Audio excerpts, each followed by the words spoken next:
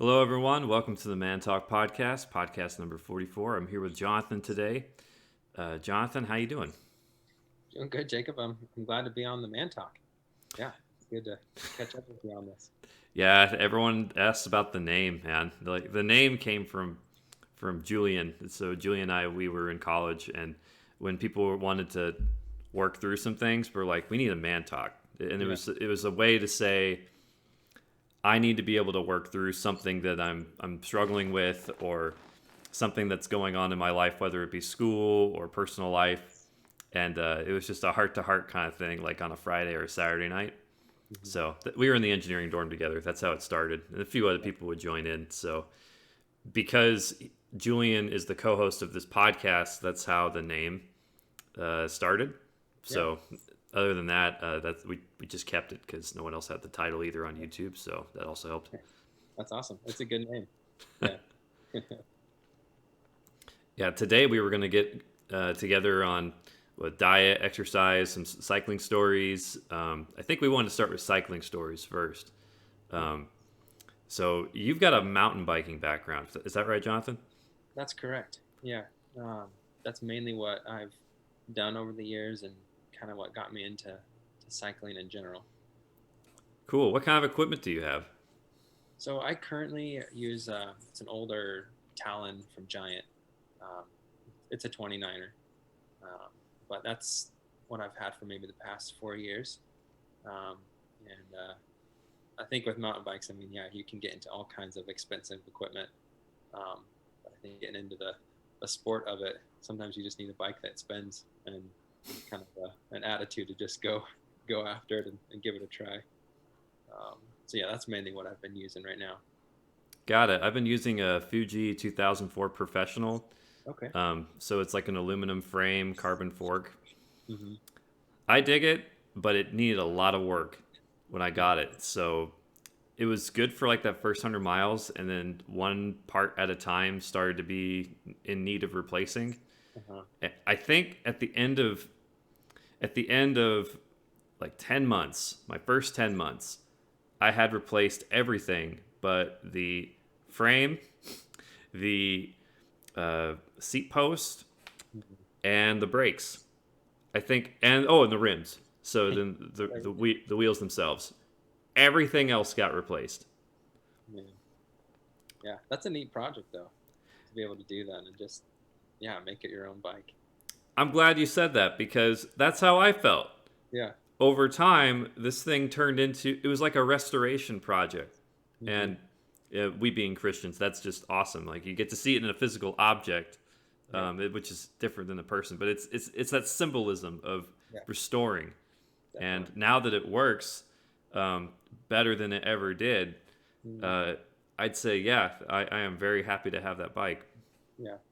Yeah. Honestly, that plays a huge part, I think, into to cycling and maybe even some of the stories that you end up having as you get into cycling and whatnot. But I feel like people get into the sport now, they tend to like want to buy the most expensive bike on the market, and you got to have the best of everything to have a good time. But honestly, like, you can take an old bike, restore it, and have a blast, and then from there, I mean, yeah, you can always make it better, and a good bike always makes a huge difference. But honestly, sometimes an older bike that you've fixed up can just be part of the story, making the fun. Yeah, definitely have a story regarding that if we get into it later. But um, yeah, riding old bikes. For sure. Yeah, I was going to ask you about some of your mountain bike escapades. You got anything specific you wanted to bring up? Yeah, I mean, growing up in California, we rode bikes quite a bit, but it wasn't really until I moved here to Montana that um, there's just more variety of trails for what we've gotten into, and I think that's where some of our highlights have come from. It's really neat. There's actually a trail here called the CD Trail, so it's one of the few trails that you can ride the Continental Divide in the Rocky Mountains. Most of it is inaccessible. You can only hike. And this is one of the few areas on the divide that you can actually mountain bike. And so it's about an hour south of where we live. Um, And that's probably one of my favorite trails as of right now, and one of the best experiences I've had mountain biking. It you kind of just start on this trail and um, has some elevation climb, and you can just ride basically on this ridge for miles on the divide, and um, beautiful area, in the forest and whatnot. But that's one area that my wife took me on when we first started getting into mountain biking. That just made me want to keep doing it, because you can access places, a lot quicker and go a lot farther than you could hiking. Yeah. Yeah, I agree. Like hiking has its place, but then when you get to experience different parts of the USA through cycling and you're looking around and you're going, this is awesome. I don't want to leave here. This is Mm. great. Yeah. Yeah. It's so true. Um, yeah, there's a lot of days where, like, if you had the option between hiking the trail or mountain biking the trail, I mean, being able to bike something like that, it just is a great experience. Yeah. Yeah, I can think of one particular experience. I tried going from Rancho Cordova to Davis and back. This was several months ago. So that Hmm. ends up being about a 75-mile round trip. Wow. And that was one of my favorite rides because I got to see part of the American River Bike Trail. You cross over there's this green bridge that you cross over the American River, so that way you get onto the Sacramento side, Hmm. and then that's going through Discovery Park, and then you bike all the way to the ports on the western Sacramento side, Mm. and you cross the Golden Bridge, and then there's this part where you're crossing like industrial sectors, which is a little scary. There's like 2 miles of like going through suburbs, but then there's another 2 miles of going through in some level of like the docks, and like a lot of semi trucks are going through there. It's a bike lane, but Yeah.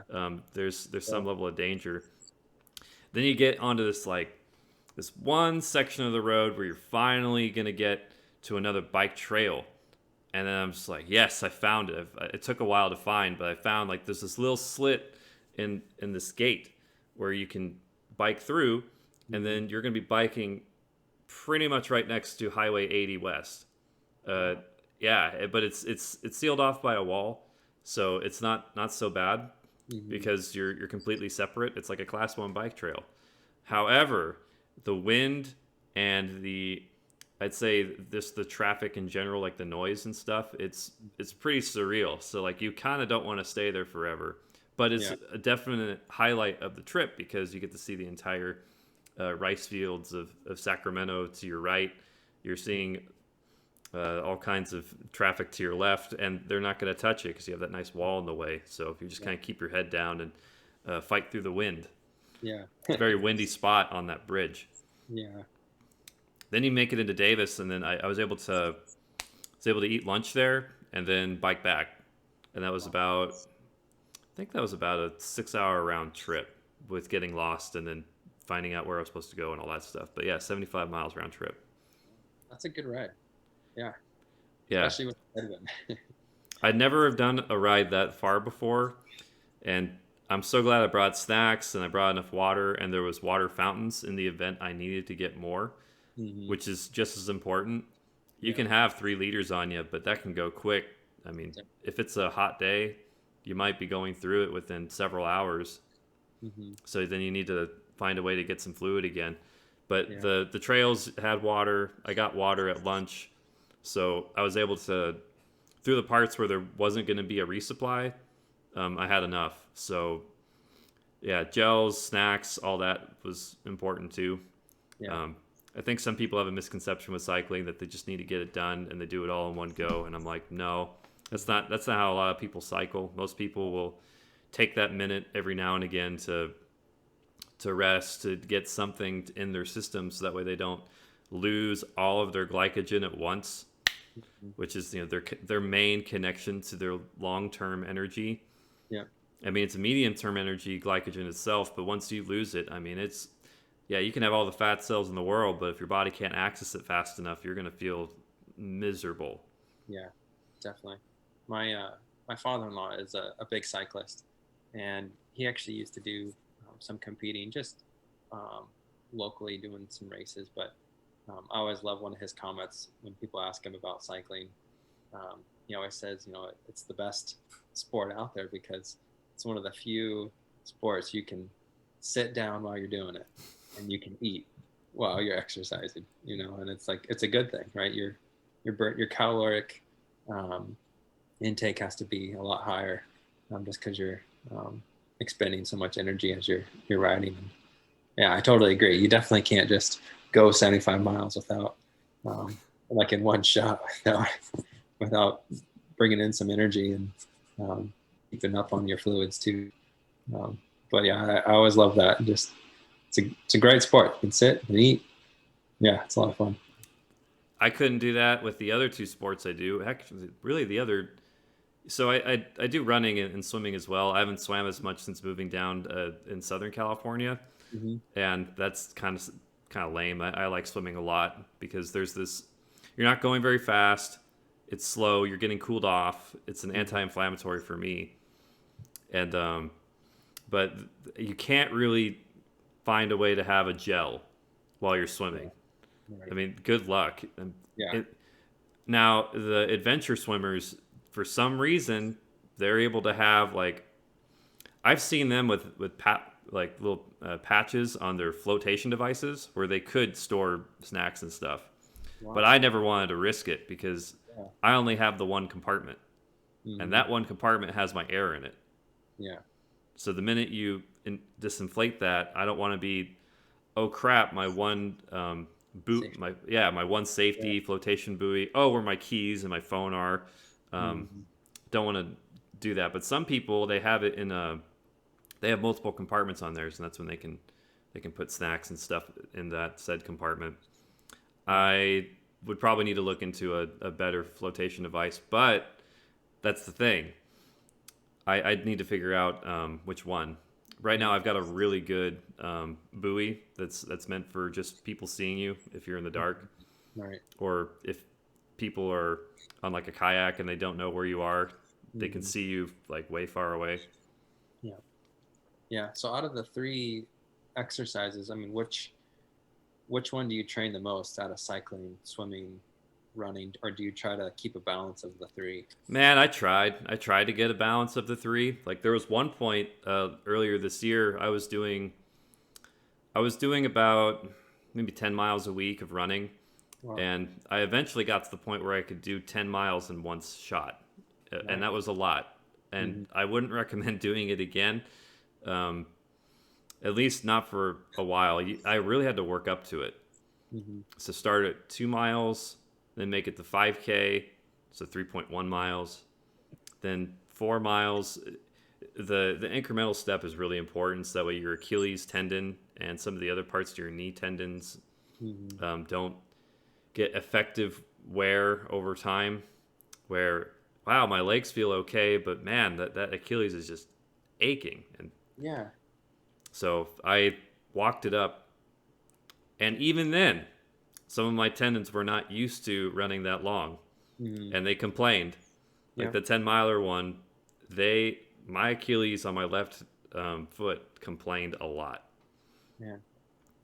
So, and it's just a lot of running on if you're going to be running on tarmac or you're going to be running on the sidewalk, that's going to hurt. If you do trail running, that's totally different. I've totally turned my mind around on trail running. I think that's probably the better way to go. Really? So like I used to do a fair amount of cross country running, like in high school and in college, and I've experienced what you're talking about, because I used to, usually it was a 6 to 8 mile, in one go is what I would do, and I think I did work up to 10 miles at one time, but now, being married and you kind of get to working and you slow down a little bit, I've tried to get back out running and do 5 miles, and my tendons just killed me. And so like, yeah, what goes into that? And then, if you go to, we have a lot of trails that I've thought about trail running, but does that affect you differently too? So running's like, the thing about running is you've got all these forces there. Like I think it's about 7 times your body weight that you got to be able to do while you're running. So it's Wow. pretty labor intensive. Mm-hmm. Trail running's nice because of the force isn't. How am I trying to say this? Concrete is extremely tough. Mm-hmm. High density. When you put the force down on the concrete, Newtonian physics say you're going to have an equal and opposite force that's going to be sent back. If you've got trails, it's not nearly as labor intensive on the equal and opposite force part, because if you just have dirt's a lot easier to step on. Where Right. concrete, I mean, that's over time. Concrete is a lot. That's a lot of force that's coming back up on you. So it's just Newtonian physics on that one. You want to run on soft stuff. Right. I wouldn't recommend running on styrofoam, but at least as far as dirt goes, I think that's dirt and gravel are probably a step in the right direction as far as mitigating the forces. I think that's really what we're talking about. It's not about removing them, but mitigating. Yeah, less impact to your joints than if you were on concrete. Yeah, I'd say so, and or tarmac, or like the roads if you're running like on a paved road. Right. But the problem is, here's the catch-22. Most people, they're gonna run on concrete and some of the other roads because that's what's around. You want to be able to walk out the door and go. That's me. That's my problem. Yeah. So I'm not gonna want to drive to a trail and then run. Yeah. So take your pick pretty much. I'd say if you did want to do suburban running, that's fine, but limit it. And not doing it at all is probably not the best answer. So limitation's probably something optimal. So maybe once to twice a week. And for me, as going the triathlon route, I'd say, yeah, okay, go once to twice a week, but don't try and be like the 4 to 5 times a week runner on concrete. That's not exactly helpful for you long term in terms of wear and tear. Where cycling, that's another positive. I actually train the most on cycling if you look at time. Yeah. Yeah. And it's mainly because you can put in a lot of hours and the wear and tear on your body is not nearly going to be as much. Right. Right. Yeah, I've always wondered. I mean, I haven't explored this much, but doing cycling in conjunction with running, if there's some benefit to that, There is. with your tendons and whatnot, to help condition them in that sense. Because they always say cycling's a lot less harmful to your knees and whatnot. So I don't know if you combine those, if it helps with that, but I think it does, because the load bearing of running is what makes you more in shape. You can now bear your weight in a way that you couldn't before because you actually had to go at 5.5 miles an hour or 6 miles an hour jogging. Where if you're on a bicycle, I mean, the best part is you're just using tires that are going to rotate you, and that's pretty sweet. But as far as the load bearing, you don't really get that in cycling. So if you want to change the game and you want to keep your body, adaptive, running helps with the load bearing, which is why I need to do it. I need to get out there and run from time to time to make sure that my body can bear my load in a run. Swimming's cool, though, that cycling or running doesn't necessarily do, because you're getting all of those little muscles that you don't necessarily use while you're in a pool. So if you're doing freestyle and you're kicking and you're cycling through your arms, that's pretty cool. It's, to me, a reflex test in some way, because you're getting that whole stretch of your arm as you do the catch and you pull back towards the water.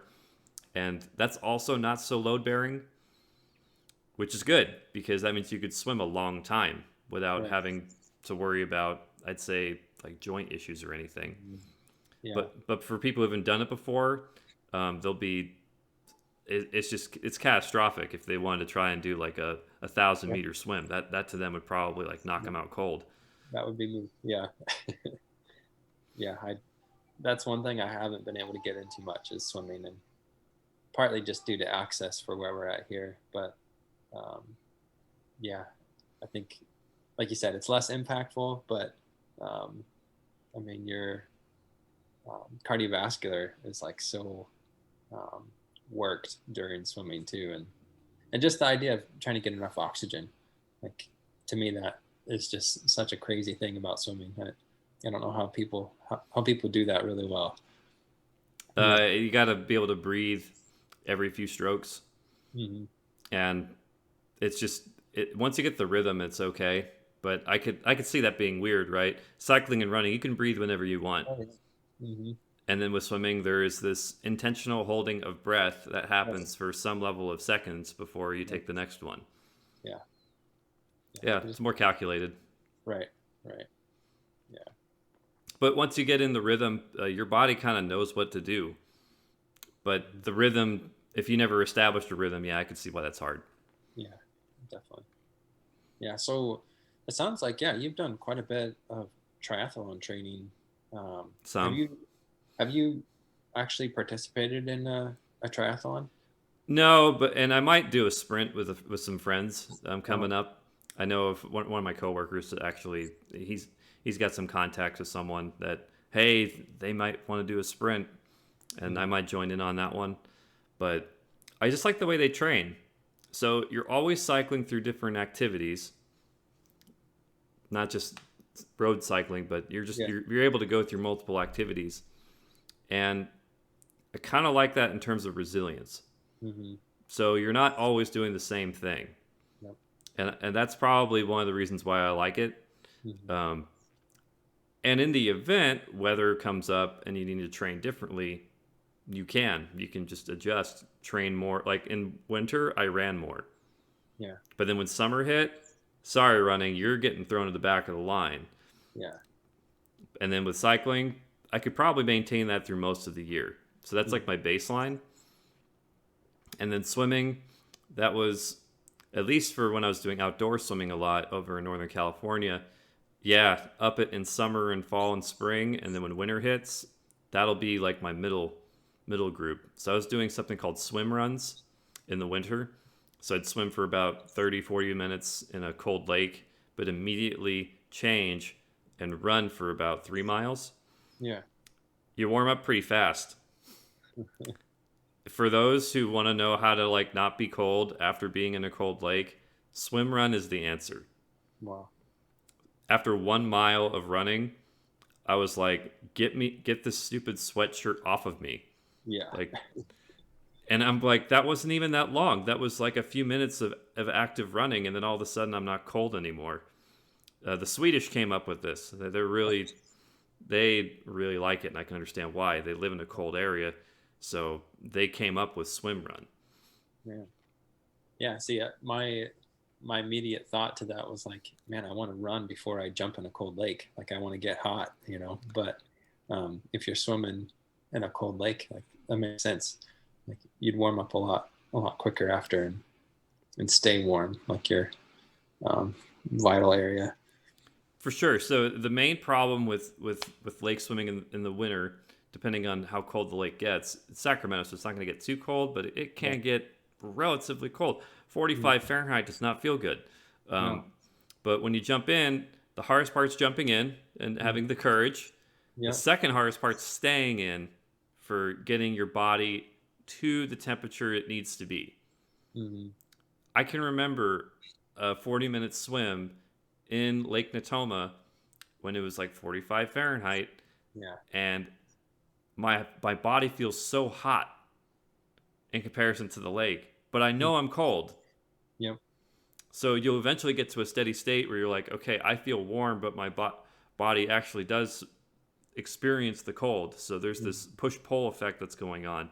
You're like, how do I feel these things at the same time? You do. Um, Yeah. for some reason, you do. The hardest part's getting out. Mm. Because once you're done and you're getting out, and then the wind kicks up, Yep. temperature drops, your body core temperature is dropping already Mm. because you no longer have the energy that you had before, the kinetic energy that's providing the warmth. Now you're Mm. just walking around, which is virtually no kinetic energy at all. That's the worst part. because then it's dry off, and then all you want to do is just like curl up in the ball. That's the worst thing. If you can run or you can do something to change your clothes and then go around and get some kinetic energy going with Mm-hmm. a sweatshirt on, you'll get warm again. Huh. So that's what I did. I tried it out a few times. So I'm like, what are these Swedish people doing? I've heard from Yeah. the Global Triathlon Network, these guys that I follow over in the UK. I'm like, is this a real thing? Mm-hmm. Here, fine. I'll give it a try. Right. No one else is talking about it in the US, but I'll give it a try. Mm-hmm. I believe him. Yeah. I absolutely believe him, because when I put on that sweatshirt after like a maybe 3/4 of a mile swim, Mm-hmm.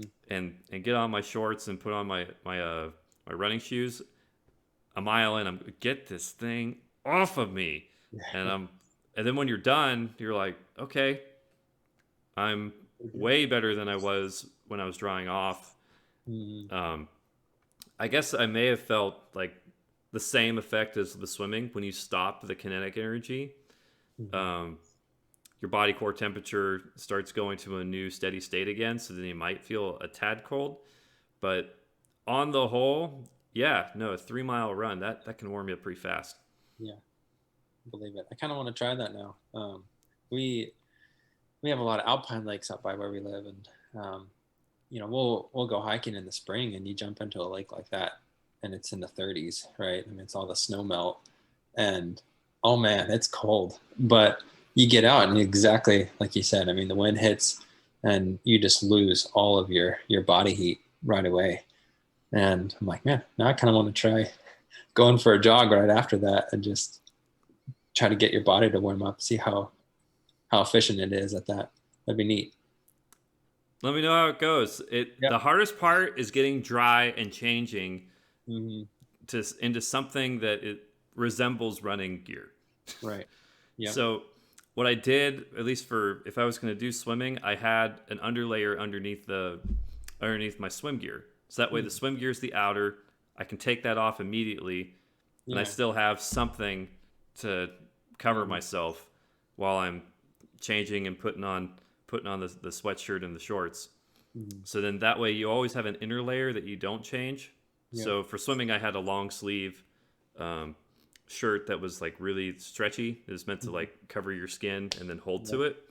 And then I had like these Under Armour shorts that were underneath Mm-hmm. that were like compression shorts.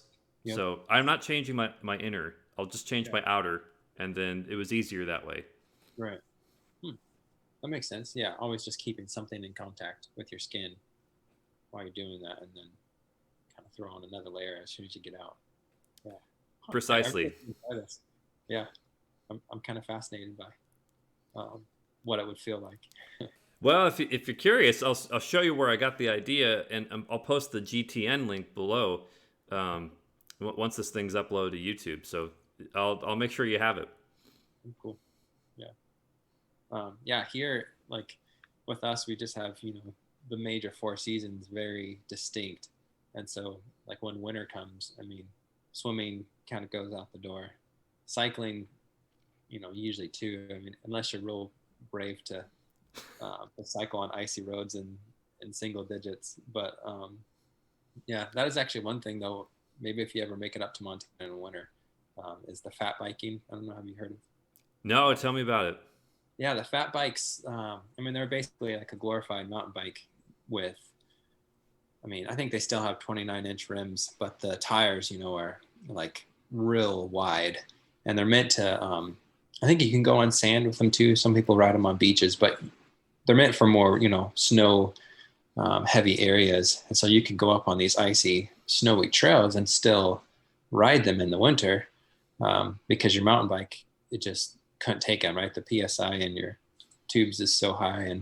And so these tires are real squishy and run on a lower PSI, and you can just, plow over things. And that's something we wanted to try. That way you can still get out in winter and ride your bike. Because at the moment we're putting our bikes up for the winter, and now it's time to start trying to go on a run or, do something like that, stay indoors. Yeah, I'd try a run, because at least you could do it for a little while, and you're like, okay, I'm cold now. I'd like to. Yeah. definitely. So it's called a fat bike. Yeah, yeah, fat bike, or there might be another name to them. Um, yeah, I know some people, again, yeah, they do use them on beaches. I don't know if there's another term for those, but I think they're just called fat bikes, and um, yeah, they look kind of gnarly. I mean, it looks like you're riding a tank of a bike. They're pretty beefy. So you Um, go on like maybe 8 miles an hour, like on a good day. yeah, yeah, right. I mean, there's some people.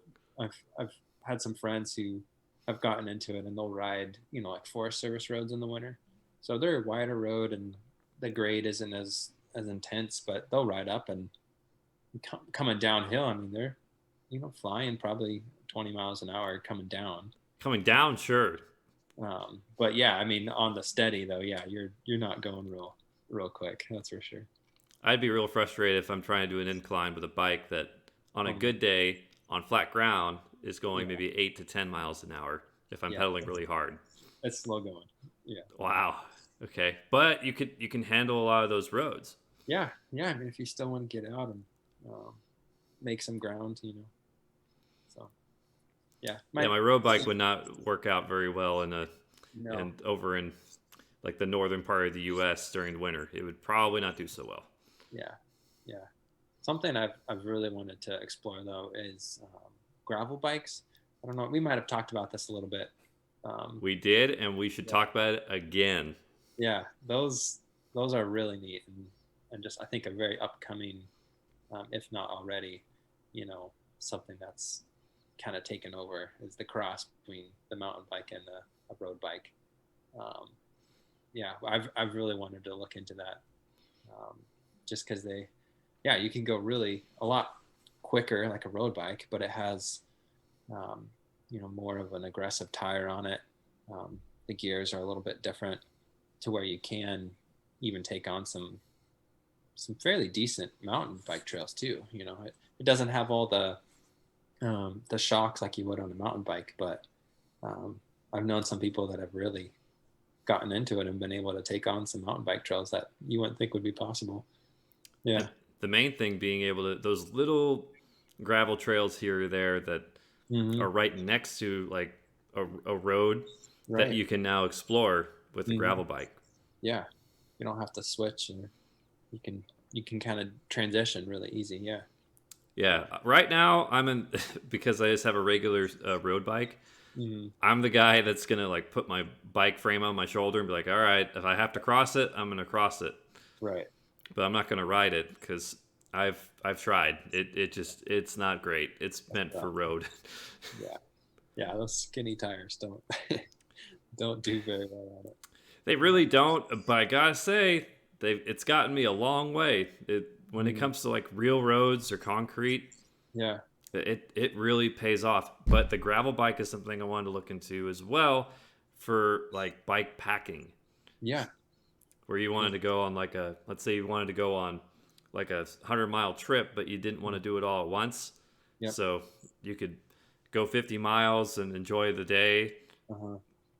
rest up for a while, pack your stuff back up, and then go back home and then have like food or something in the back. I've Yeah. seen guys who did it for like 500 miles, and it's just my jaw's just like, you did what? Yep. Yeah. Yeah. The gravel bikes. So they kind of go into, I guess the sport around it would be cyclocross. Um, but like a lot of the countries like Slovenia and these European countries, like Sweden and Norway, I think have gotten into it. But I wonder if they are more triathlon athletes that get into it, because it involves, riding a gravel bike, but then, like you mentioned, you pack on your bike on your shoulder on these steep inclines or really muddy areas, and they run with it. And I could see that being something you get into, just because it's not one discipline; it's like a mix. It's a mix. And, Hmm. those guys are so fit. Like um, it's an intense, yeah, race that they do. But yeah, it's like riding, and then they pop it off, throw it on their shoulder, run up a hill, get back on, keep riding. I was like, man, that seems kind of like uh, a neat sport to get into. It's practical, and you're not trying to solve the problem with just your bike. I mean, they're willing to get off, and they're all clipped in too, which is amazing. They're using clip-ins and Okay, now that's where I'm like, you guys are nuts. I'll just have regular shoes, please, if I'm gonna yeah, have to like do some hiking. right. I'm like, how do you clip in, clip out so quick and not, take a fall? Yeah, That takes some serious practice, and I guess the shoes are getting better because I have seen people run in them before, but yeah. personally, Oh, if I knew I was gonna get off the bike, I'd rather have regular tough shoes yeah. that can handle it, so then I know if I need to hike a bike, I Uh-huh. can. Exactly. Yeah, I feel you. I know, but yeah, I don't know if they're doing races like that as often, but yeah, it's a fun race to watch too if you ever look up cyclocross. It's kind Cyclocross, okay. of, Yeah, I'll see if I can find a link or something because yeah. that'd be good. Yeah. Yeah, we talked. So yeah, gravel bikes. I don't know which one to get.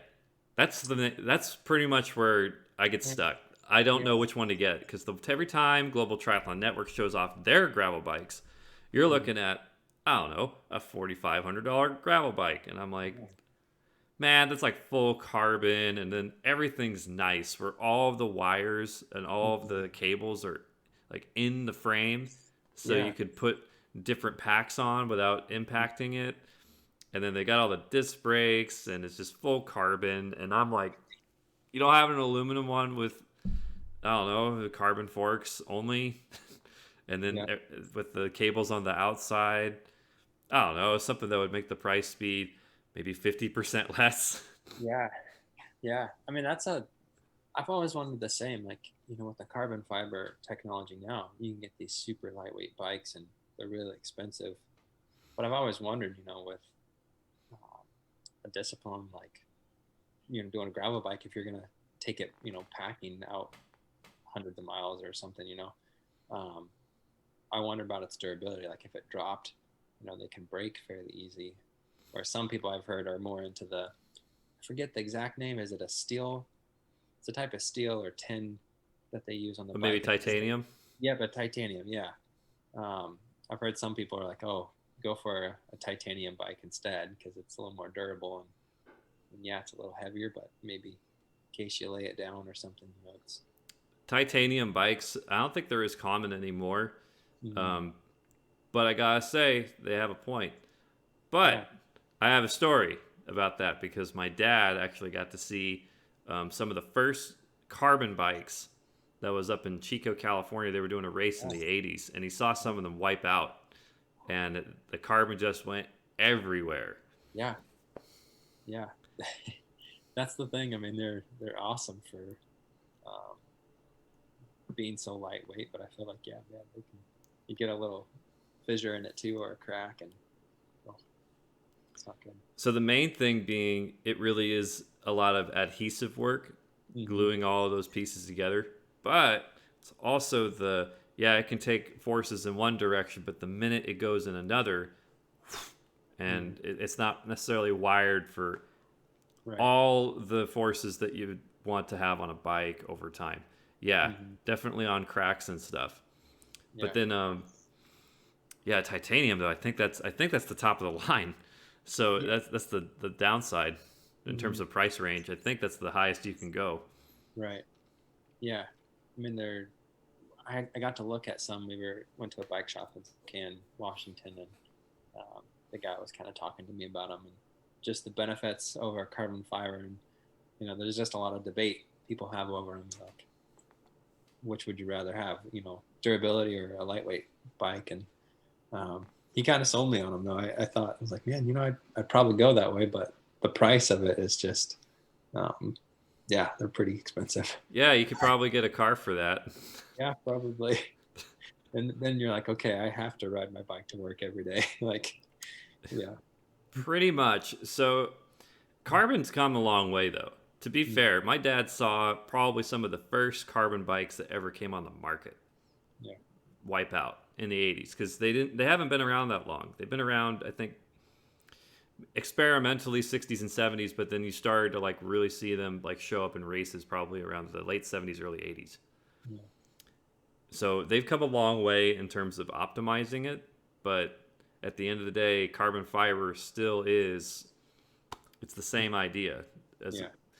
so I didn't like it for the frame idea because of mounting. So if you ever Hmm. wanted to put it up on a wall, or you ever wanted to put it up somewhere where you're like, okay, I need to it needs to hold there for like 5 days. Yeah. Well, you do that enough times, it's over time the frame might actually bend. Or if you're like taking it somewhere and you need to put it like on top of your car or whatever, that's where I was like, I don't dig that. But an aluminum frame, you don't have that problem. Right. Right. And that's why I like the aluminum frame with carbon forks. Hmm. So carbon forks help with the suspension. Yeah. Same with the carbon seat post. But then if you have the aluminum frame, it's still light enough where you can carry it around, and you don't have to worry about it bending so much because it's metal too. Yeah. That's a really good point. So yeah, the carbon can take um, more like forces and kind of deflect them easier than aluminum. It sounds like. And, And the cool part is if you're, let's say your frame, for example, so let's say your frame has problems and my carbon forks, let's say 10 years from now, I see a fray and it's probably gonna have like a 1 year before it dies kind of moment. Like I get a diagnosis from the mechanic. Good news, you can swap out front forks. wow. So you can put a whole new carbon fork on there. In fact, that's what happened with my bike. Hmm. My bike, it does not have the original fork that it had before. It's got a modified carbon fork on it that someone else replaced it with. Wow. I didn't know that. Like, yeah, I didn't realize you could swap them out so Some easy. bikes you can do that. Yeah. Huh. That's it. Man, you're kind of convincing me to maybe to go more to the hybrid. That's not a bad idea. And hopefully they do make gravel bikes that are aluminum with Yeah. carbon fork. It's just I keep finding them with only carbon Yeah. Exactly. because that's typically what the market's going for is you're doing bike packing. So what are they going to sell? They're going to sell the lightest, strongest thing you can get. And that technically is carbon. Yeah. Yeah. Hmm. Yeah. If you start getting into that, you'll have to let me know if you do a trip or something. Yeah. I will. Gravel bikes, I have a feeling that's going to be around to stay for a long time. I think so. Yeah. I think it's going to be its own class that people are going to want to keep for just as Mhm. much as they would like a road bike or something. Yeah. Now, road bikes, I think they have a place to stay too because at the end of the day, if you want speed, that's the one. That's the way to go. Yeah. Yeah. I think I've kind of leaned more towards a gravel bike just over the years now because where we're at least, we're more in countryside and um, even on paved roads, due to the winters we have, they sand the roads and whatnot. And so, like, even in summer, you just get these gravelly roads. And on a strict road bike, it can get a little sketchy. Because all of a sudden you're on a nice, clean road, and then you hit a patch of like sand and gravel on the road, and you're like, oh man. And so I've kind of like, maybe a gravel bike's not a bad idea just to be able to transition a little better. If I lived where you did, I wouldn't even be thinking about road bikes. Yeah. Yeah. The only place I would see a road bike is if I already had one, like I do now, Mhm. and I kept it indoors for using my Wahoo Wheel. True. That's yeah. Have you experimented with that?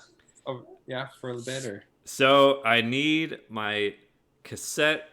I need my cassette wrench oh, to tighten it up, and then at that point, it's almost ready. I think I need to make sure I've got the right adapter for the quick release hmm. because it comes with the quick release mods that I need to put in. Wow, After that, it's test it out, put the bike on, and see if it works. that's sweet. Yeah, I've always wanted to try one of those. I haven't gotten into that, and that would be great. Like, in the Well, winter. what I'll do, maybe I'll be able to do this later. I'll take my camera and like record it in use on my computer while I do something or whatever. Maybe I'll find a way to record it because yeah, I have the Wahoo wheel, but I haven't tried it yet because I need to get the fine tuning done with the install. Yeah, oh, yeah, I'd be interested in seeing that. That'd be cool. Yeah, I hopefully will put Peloton to shame because Yeah, Peloton to me is such a weird concept because okay, you buy this one thing, but then it's subscription based, Mm, and it's not even a real bike. yeah, it's it's definitely, I think, a money maker. It's yeah. Like if you have a bike, I mean, I'd want to train on that. The bike you're going to be riding. So I think Peloton was there first in terms of they got to the market of how do we sell a social biking experience, Mm, and that's really where the money was. That's where the idea really took to heart. yeah, But when people figured out how to do a Wahoo Wheel thing, man, that's now you can use your regular bike again. Why would you want to spin class? yeah, yeah, definitely. Yeah. Sorry, Rhett's waking Yeah, the up. waking up. Yeah, we might be getting a little more noise. Um, Yeah, that's fine. uh, Yeah. Other than that, man, did you have anything else you want to talk about for like gravel bikes? And I just need to figure out what model if I were ever to get one. yeah, I mean, that's my big thing too. I've kind of researched them somewhat, and I've actually found like I really enjoy checking out cycling shops, and talking to guys who are using them, and that's been a lot of fun. Like whenever we travel someplace, we always try to stop in at like the local cycling shop and just, hey, what are you guys using? Like, what do you see people using these days? And that's been a benefit to me, just to get some like real hand experience from the guys working there who are riding them.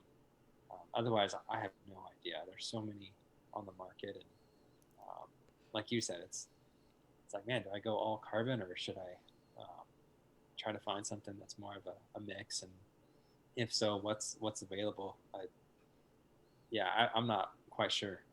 Um, yeah, I think, like I mentioned, the cycling shop I stopped at, they were really pushing titanium bikes. They said that's kind of like the uh, new thing going, besides the carbon fiber, just because of the durability. And I guess they said there was a company, maybe it was out of Canada, who was making these titanium bikes that were supposed to be extremely lightweight, but really strong. And they were somehow able to make them close to a carbon fiber weight. And so he was really pressing those. I don't know, well, I don't know how exactly um, how well they do in general with people. Um, Well, I tell you what, that's probably another link that I'll probably have to put in the description because they go into Global Cycling Network. So there's Global Triathlon Network, who are some ex triathlete pros from the hmm, UK that now have their own YouTube channel with their amazing camera crew. yeah. Global Cycling Network is like a sister YouTube channel that does something similar. It's a bunch of professional cyclists that are now no longer doing it, but they have their own YouTube channel. Hmm, They've got some great examinations of a carbon bike, uh, regular carbon steel bike, titanium, and aluminum. They actually break it down. They had 4 different bikes, and they go over the pros and cons of each one. that would be neat. Yeah. So it sounds like then you're, from what you've heard, um, titanium maybe isn't the way to go. Well, it'd be great if the money wasn't an option. Yeah. If money wasn't an option, I'm like, yeah, sure, I'd try a titanium bike, no problem. Yep. Yep. Like, not an issue. But I think the price tag is what keeps a lot of people away.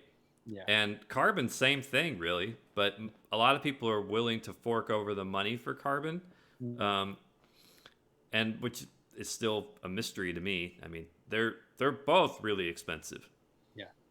Yeah. I'd have to look up the numbers. I'd probably see if I can find some general data for the description later. Um, but that's something what I liked about with aluminum. That was I Mm, went aluminum for that reason. yeah.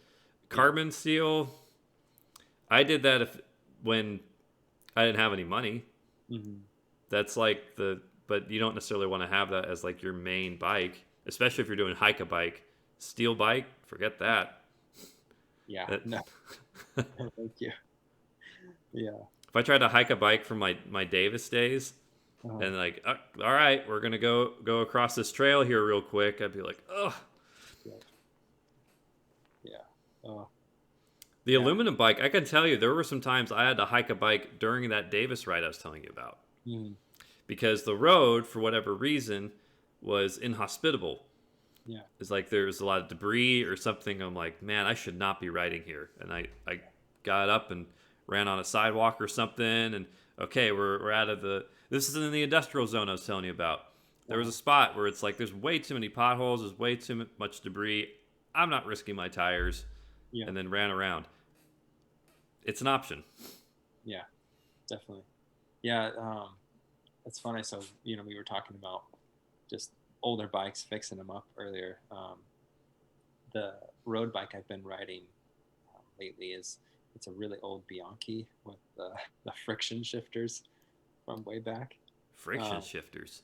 yeah, I don't know if you've Wow. seen those. They have the little, um, they're like down below on your main. Yeah, no, that was my Yeah, dad's old bike. I know yeah, what you're talking about. yeah. And my father-in-law had it, and he let me use it when I was getting into road biking. And it's a steel bike, so it's heavy, um, and it's so different. But then um, a guy from that I go to church with let me borrow his Orbea. I think it was like an $8,000 carbon fiber bike. I mean, it weighs nothing when I comparatively, and it was so different riding that, and just seeing like how lightweight it is. Like you almost feel like you could just get blown over after riding the steel bike. But it was a lot of fun. I mean, you can once you get used to it, yeah, there's like the speed that you can generate with that is just awesome. It's a lot of fun. But Talk yeah, about a bike, huh? yeah. But it's one of those things. I mean, you can still like with any bike. I mean, you can still get on it and ride it. Whatever you're using, you can kind of make it work. I think the industry has just gotten you know so far out there for options. Like, but at the end of the day, you just need something that works for you. Like you said, price. Like the titanium bikes being so expensive, it's like you just need to find something that works. And I mean, if you could find a comparable to carbon, yeah, that's where it starts getting interesting because you go, if you were already planning on going high end mm, and it's similar to carbon, let's say it's within $100, man, I think I would go titanium instead. yeah, yeah, However, if I found out that the price tag was like $9,000, I'm like, I could probably buy a frame yeah, for. I could probably start with like buying a used frame for much less and then build it. hmm yeah, And that's something else that I pretty much did with the bike I have now is over time it just got swapped out. Now it's a little frustrating because that takes a lot of time. hmm Um, but if it's something you really want to do, maybe that could be your second bike. And then that's it's true. not as big of a deal because then that one's like your project bike that will Yeah, be one day something you're gonna ride all the time. And yeah, with mine, like cycling was. I used to do swimming the most, hmm and then cycling slowly in 2021 took to be the number one. yeah. So it's kind of been something you're um, kind of broadening into as you go now. Well, yeah, I have more adventures with it than I ever will with swimming or running. Right. Um, I was trying to go to Hart Park the other day, and I got a flat 14 miles in, and I'm like, man. So I changed it out, and I put a patch on top of the tire anyway, just to make sure. hmm Um, what I realized is that on my way back, which I was like, okay, let's make sure I get home. I got home. I took the patch off. So if you ride long enough, that whatever puncture you had, that's gonna sand away. Oh, So when I took the thing off, when I took the patches off, I was like, this thing is as flat as it's ever been in yeah, terms of smoothness. So my tire pretty much has been refurbished, like just with one ride. that's crazy. Yeah. So what ended up happening is the tire was fine, but the tube was punctured just enough by Mm, that like pizza shaped size glass. It was like a perfect isosceles little thing. I've got it on Strava if you ever want to see it. yeah, Um, and then I was like, okay. And then you're trying to figure out because at first you're like, okay, what punctured? Are there any other punctures? do I have what I need to change the tire or the tube? And then it's the painstaking process of you're on the side of the road and you're doing all that stuff. But Yeah. once it's in and you're pumping it up, you're like, okay, let's see if it holds. Once it held, I was like, all right. Because the worst thing that could happen to you is you do all the work and then you might have put a little extra pressure in or something, or you get another flat because you didn't check all the way on the rim, or so it's painstaking when you're in the process, but it's a great story when you're done. Yeah, definitely. I hate flats. That's my first flat with this bike ever in the last year and a half. Yeah, I've always been waiting for the day when I get one. I fortunately haven't had one during like a big ride. So that's awesome. Hey, you tested it out, made it home. Yeah, and I had the saddle and everything ready when I first started riding, because I was like, man, these are small tires. Just in case, I should have some of this with me. So extra tube, the pump itself, the patches, and then like a multi-tool. And then what really helped was like the tire wrenches. Like there's 3 little plastic wrenches that I could put in so I can get the tire off or get it on. Right. Yeah, that is really helpful.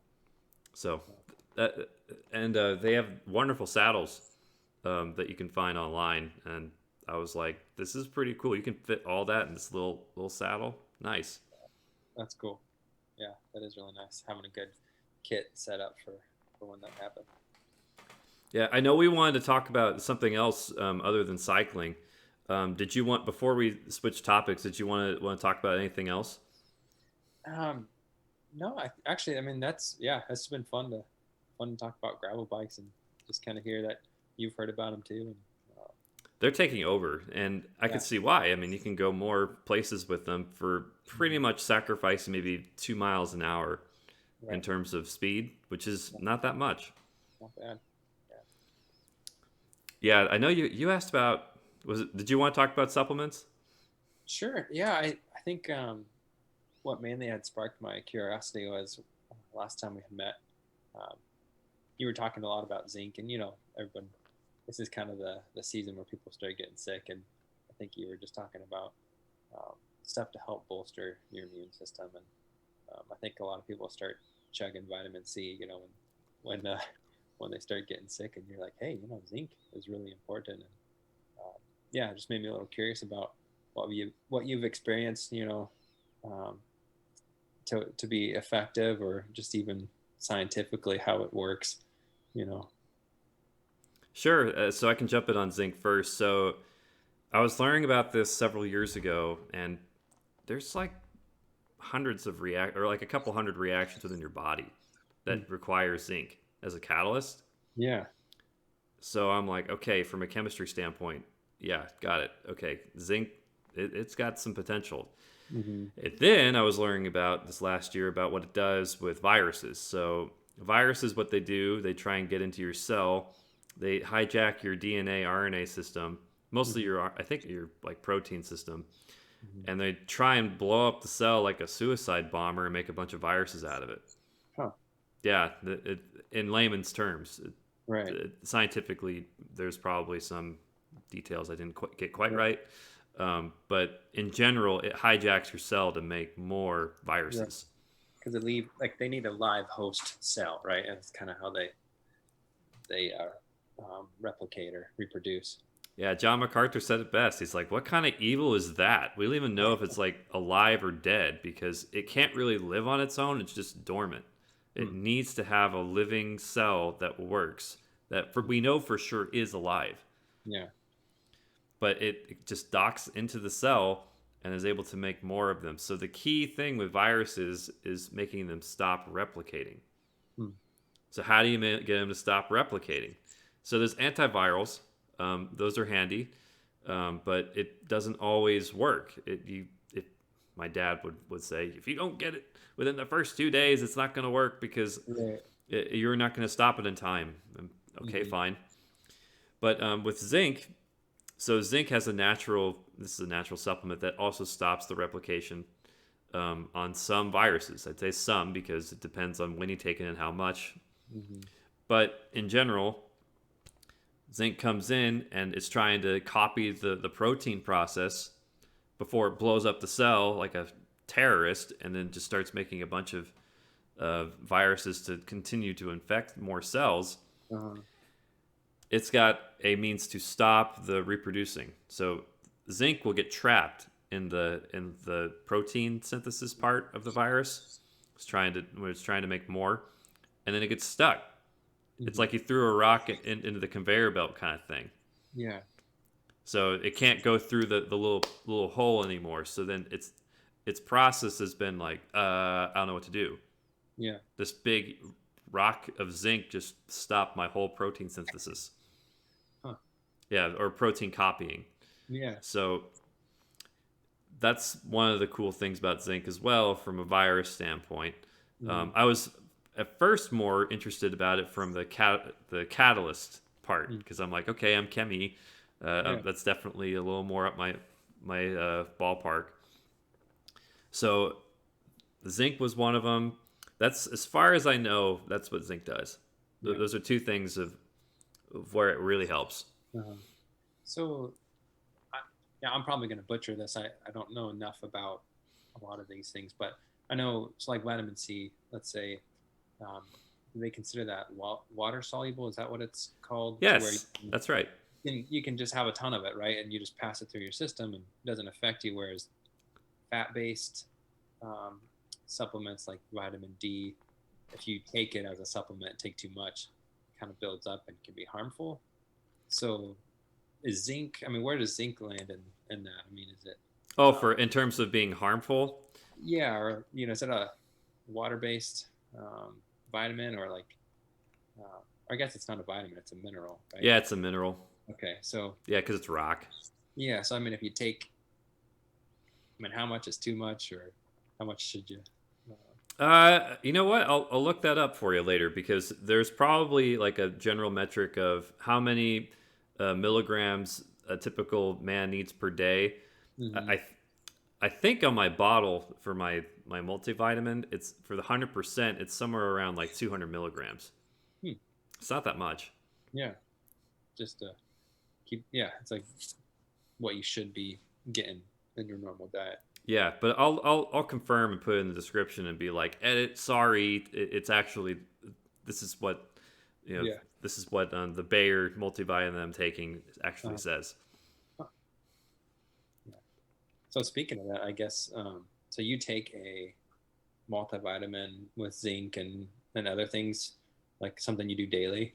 Is that? Yeah. So what I'll do is so your sister was onto something a long time ago, because I remember she Uh-huh. would bring home these like vitamin drinks or whatever that had a wide variety of health properties. Yeah. And I'm over here like, this seems a little expensive, but here I'll hear her out. Yeah, she's doing a thing with all this small business idea in the late Yeah. 2000s. Sure, I'll hear her out. Uh-huh. So she made the argument that, well, you need to be able to have the surface area for your body to absorb it. So we put it into a liquid. And I go, that makes sense to me. Mm-hmm. I go through chemical engineering and I go, that's exactly right. Yeah. That's exactly right. You need to be able to chop up all of those things that you're going to be able to eat into something that your body's going to be able to absorb. So what's the best way to absorb something? Guess what? It's something that's along the lines of sugar. Yeah. Make it very granular. Huh. So if you ever wanted to get like super absorption, blend it. Yeah.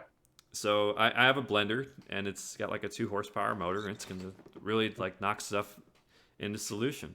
Yeah. So if you want the recipe, it's you put in some level of like frozen fruits. I'll put in cranberry juice. I'll put in some broccoli, maybe a half an orange to an orange, some acai that I was able to find at Costco. This is all at Costco, by the way. It's a one-stop Yeah. shop. And then I'll throw in all those vitamins that we're talking about. So one of them's the Bayer multivitamin. Another one's the Super B complex. A third one's some D vitamins. It's D3. Mm-hmm. And then I throw in sometimes some Ocuvite. That's meant for eye health. My dad's an optometrist, so Yeah. yeah, of course. Spaces. Yeah. So I've got that as well. And I throw in some omega-3s because I eat a lot of meat. So Mhm. I need to be able to balance it out. Omega-6s and omega-3s should have a fair balance in your life if you want to not feel groggy all the time. Like in Huh. terms of like regular mental and physical health, Yeah. balancing out your omega-3s and 6s is a really good idea. So anyway, all that gets thrown into a blender. It's well mixed and I drink it. Yeah. So then the body can actually absorb a lot of this, as opposed to if you take a regular, here's your pill that's in some kind of form Hmm. in your, and then you just drink it. Right. The problem is it's so tough. I Mhm. mean, those tablets are tough. Yeah. They're meant to like not fray and like have a bunch of particulate matter. Like that's what they're designed to do. Like they pressurize them and they just, they smack them in on the assembly line, and there it is. Right. So you need to be able to chop it up into a granular means so that way your body can absorb it easier. I think it's only like 2 to 3% if you Hmm. just took the tablet as is and you just swallowed it. Wow. So you could probably up it by like an order of 10 by just Yeah. chopping it up. Right.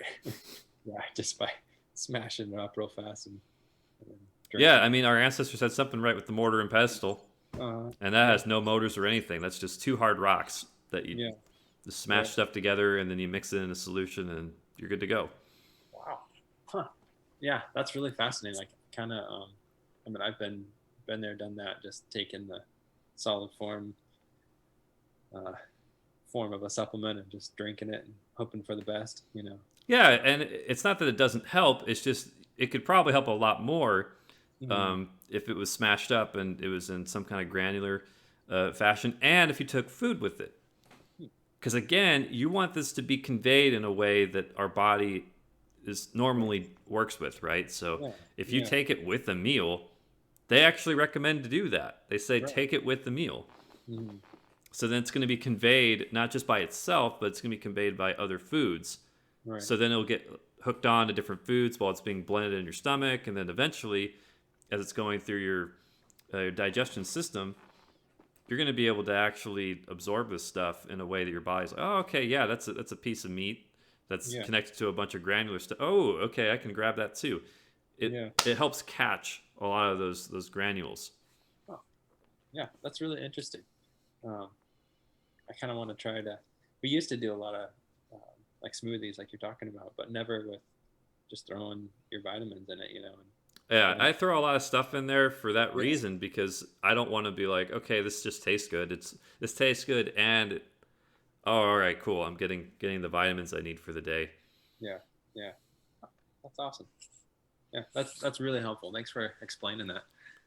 No problem. And the good news is most people in modern day they have an okay, like we have an okay diet, but it's just the optimization factor will really help, like long term service life of a human being. Uh huh. Um, that's when these little optimizations we're trying to do is really going to pay off, especially if we do it early. Like you and me, we're both like in our 20s still.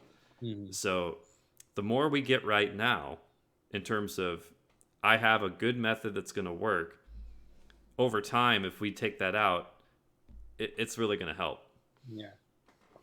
That's a good. Yeah. That's a good way to look at it. because we got a long road, man. I mean, it's Yep. some Yeah. people think maybe only like 1 or 2 years out, or maybe just like day to day. But if you really want to look at the longevity of like what we're trying to do, Hmm. it starts now. Yeah. That's true. Yeah. Just like investing. Just like investing. Yeah. Yeah, and Yeah. that's actually one of the good ways to look at it is you're investing in yourself as opposed to investing in the stock market. Right. Exactly. Yeah. Oh, that's a good way to look at it. Yeah. Yeah, did you want to know anything else about what I do for as far as supplements? That's most of what I don't really do much more than that. Yeah. I mean, that was kind of the big thing. I was kind of curious what you've been taking and how you go about doing it. Just after hearing a little bit before, so that's really helpful. Yeah. Appreciate it. Yeah, no problem. Man, did you want to talk about anything else as far as the world of health of what I've got as far as where I've learned some of this from, or is any other questions you want to bring up? Yeah. I mean, like, have you like had any major people you've researched, like in looking into like the supplements you take, or is there any resources you've used to look up some of that? I do. So Dr. Rhonda Patrick, she's cool because she's a nutritionist that goes on Joe Rogan from time to time. Okay. Pretty helpful, talking about different studies that's happening in the world. She's Mm-hmm. connected to it. She helps participate, and well, Yeah. participate's not the right word. She participates in the like the research element of things. So her, Chris Kresser, he's got his own lab in Berkeley. It's like a food um, retrofit people's food diets. Mm-hmm. So they'll actually do it in a way where they'll come to your house, they'll like throw out all your food, and then like they'll rebuild your diet one step at a time. Wow. They're pretty radical, yeah.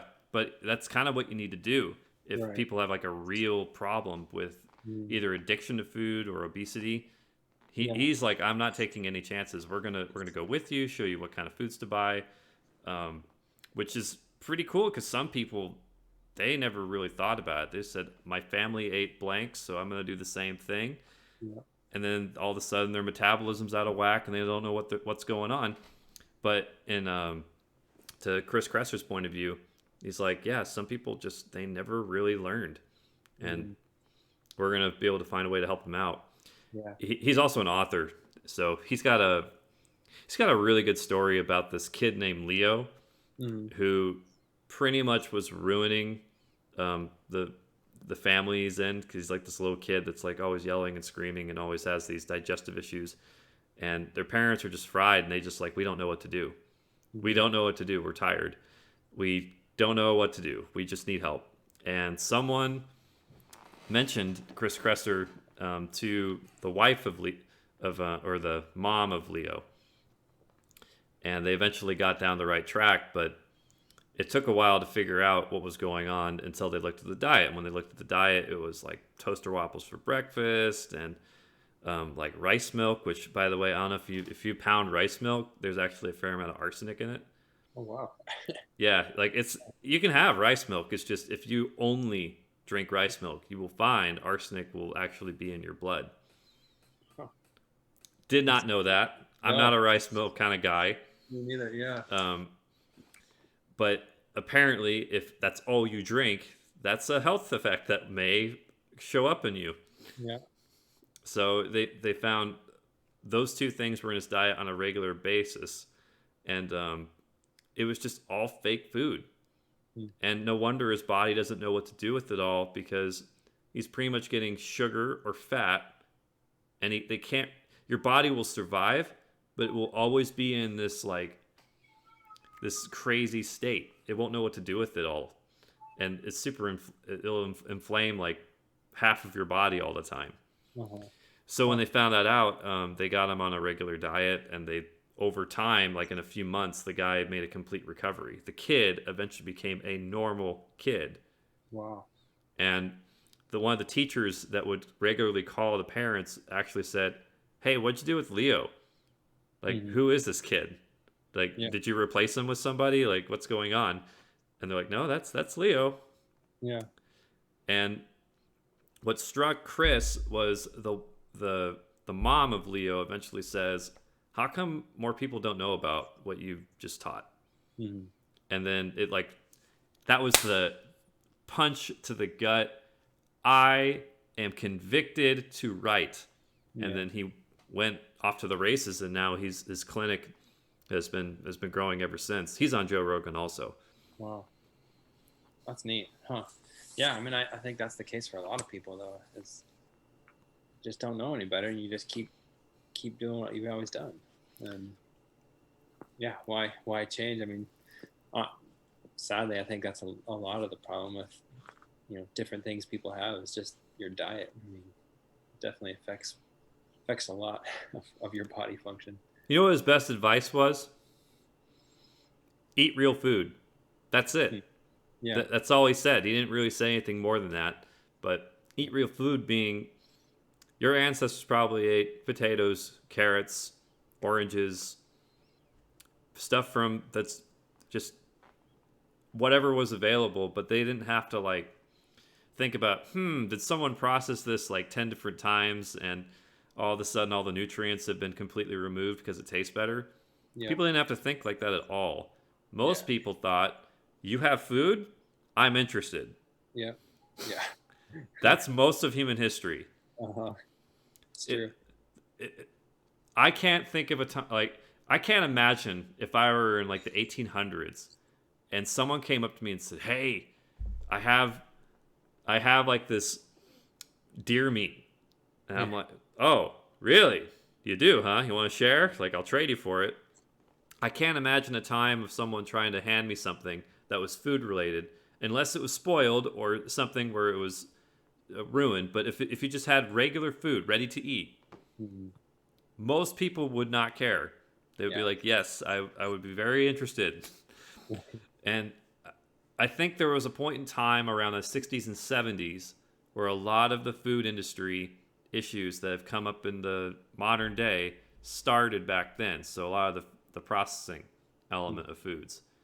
So like whole wheat bread, for example. So, or white bread, let's say. That's a better example. So white bread, they strip out all the B vitamins and then they got to add it back in somehow. Mm, Hmm. it's not quite what the wheat was when it was harvested, you know. Right.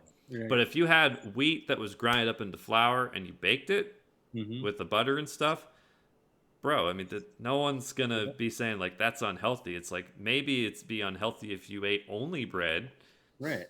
Yeah.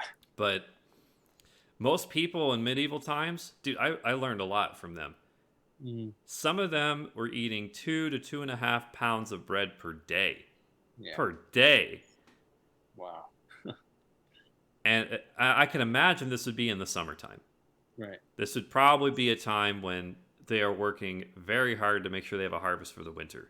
So, Mm. not like eating 2.5 pounds of bread per day doing nothing. It's probably when they're doing a lot. Yeah. So, from springtime to the end of fall. Yeah. So, but most of the year, they're eating bread all the time and they didn't get fat because they needed that energy. Right.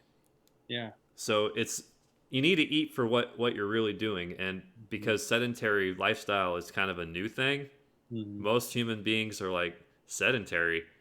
No, I don't have time for that. I got stuff to do. Yeah. There's this real like anticipation of doom if they don't. Like what's the proverb say? Like the sun that sleeps during the summer is like a bad sun Yeah. because they know you need to get ready for what's going to happen later in the winter.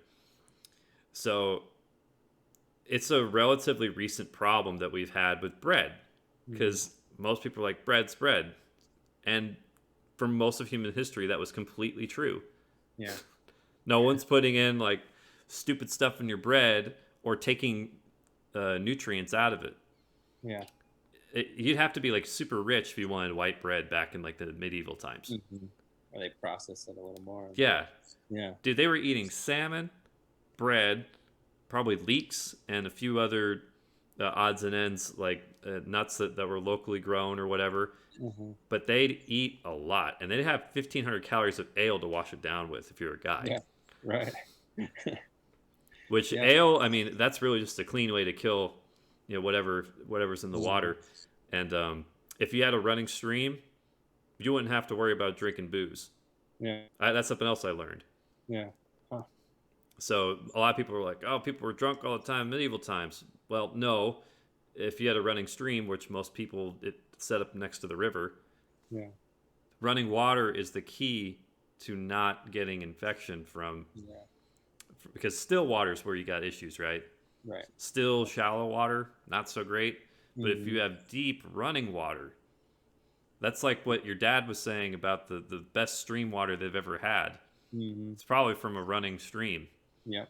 Exactly.